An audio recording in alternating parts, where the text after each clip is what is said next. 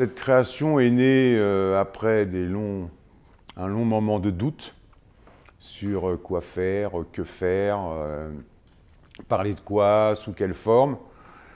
Et puis un jour, il y a un copain à moi qui a fait un rêve et qui m'a appelé, qui m'a dit « Tu sais quoi, j'ai rêvé que tu faisais un spectacle sur le radeau de la Méduse. » Et puis voilà, ça m'est rentré dans la tête, puis c'est passé. Et puis un jour, je me suis dit « Ah bah ouais, c'est un super thème. » Et tout de suite, j'ai eu l'idée du décor dans la tête, du contexte, et donc voilà, parce que moi j'ai réfléchi sur plusieurs trucs et j'étais pas convaincu que c'était le truc vraiment que j'avais envie de faire. Et puis j'ai eu, grâce à cet ami qui a eu un rêve, voilà, ça m'a lancé sur cette piste.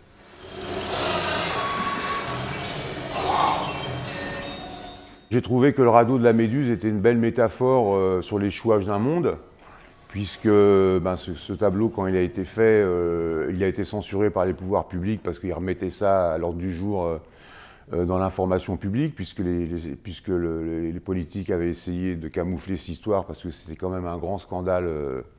Et donc j'ai trouvé que c'était une belle métaphore par rapport à l'échouage que nos sociétés capitalistes sont en train de vivre en ce moment, par rapport à la crise, par rapport à l'écologie, par rapport, enfin voilà, tout ce qu'on vit par rapport aux obscurantistes, par rapport à la religion, par rapport à la finance, par rapport à la consommation, à tout va. Et puis ce monde qui, pour moi, va droit dans le mur et qu'on n'arrive pas à arrêter. Et même les politiques ont beaucoup de mal à arrêter. Et puis nous, c'est pareil, on est pris dans l'engrenage de la consommation. Donc voilà, ça m'a paru intéressant comme métaphore.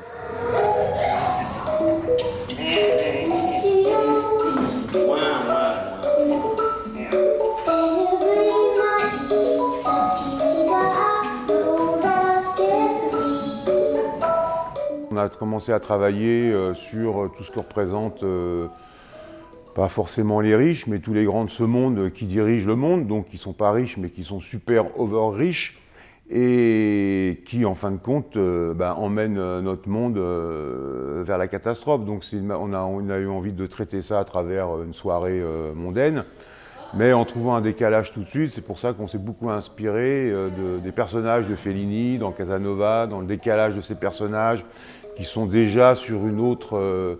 donc on ne cherche pas du tout le réalisme, on cherche plutôt de faire... Enfin, l'envie, c'est plutôt de faire une grosse farce. Une grosse farce autour de ce thème-là. Donc le départ, c'est une soirée mondaine qui se passe avec des personnages qui sont déjà décalés. C'est le syndicat des plastiques qui se retrouve pour une soirée... voilà, pour se gausser, pour parler des bénéfices qu'ils ont faits, de tout le plastique qu'ils ont pu vendre, tout ça. Donc on est dans ce genre de cérémonie avec une espèce de sculpture contemporaine au milieu du plateau qui est fait qu'à base de plastique. Et en fait, ce plastique, petit à petit, va se répandre partout sur le radeau, qui pour moi est une envie de représenter ce 6e continent de plastique qui est au milieu de nos mers, de tous les déchets de la planète entière qui se retrouvent là.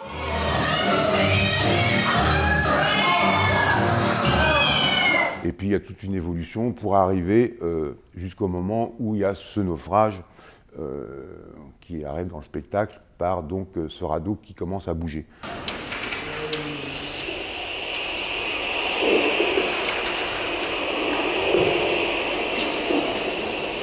En fait, il va y avoir une chambre à air une moissonneuse batteuse en dessous qui se gonfle, et d'un seul coup, le plateau va devenir complètement mouvant, comme s'il était perdu dans cette mer de plastique.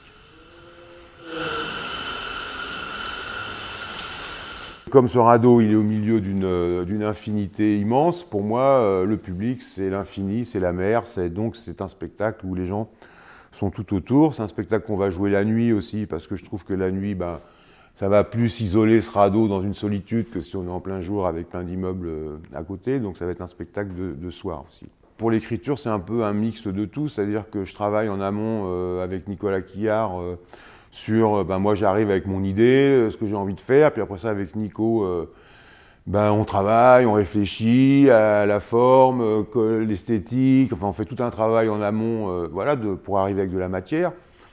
Donc moi j'arrive grosso modo avec le décor, ce dont j'ai envie de parler, l'esthétique du plastique, tout l'univers que j'ai amené de cinéma, de Fellini, de Ansor, le peintre Ansor, enfin donc j'arrive avec pas mal de documentation pour que tout le monde je dirais, soient d'accord sur l'état d'esprit et de la direction dans laquelle on va.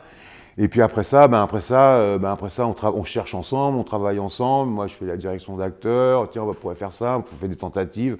On passe par des trucs géniaux, par des trucs nuls, enfin voilà, tout ce qui est une répète. Et après ça, on cherche vraiment tous ensemble sur des improvisations, sur des idées de chacun, et puis après ça, tout ça se met en forme petit à petit et s'articule et se construit, je dirais, quand ça se passe bien, naturellement.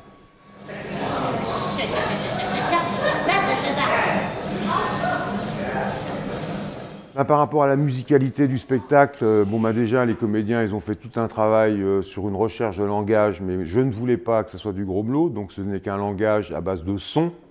Donc on a travaillé pas mal autour des animaux, pour amener des sons, pour amener un corps. Après ça, il y a tout le travail musical avec tous les aimants de plastique qu'on a autour de nous, donc voir qu'est-ce qu'on peut proposer. Donc il y a cette partie-là, et puis il y a aussi Laurent Bigot, qui est un compositeur de musique, je dirais, électroacoustique contemporaine de notre époque, qui va faire une bande-son pour le spectacle.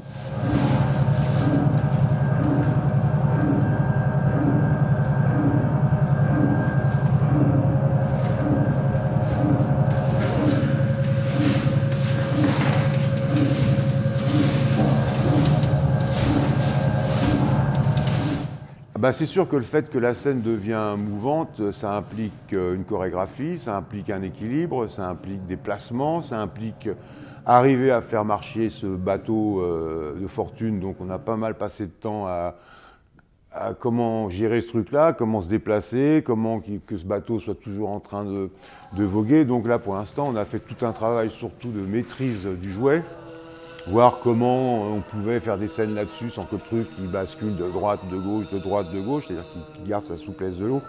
Donc là, on a fait tout un travail autour de ça, et maintenant on commence à maîtriser à peu près l'engin, et puis maintenant on va se préoccuper de exactement savoir ce qu'on va faire dessus.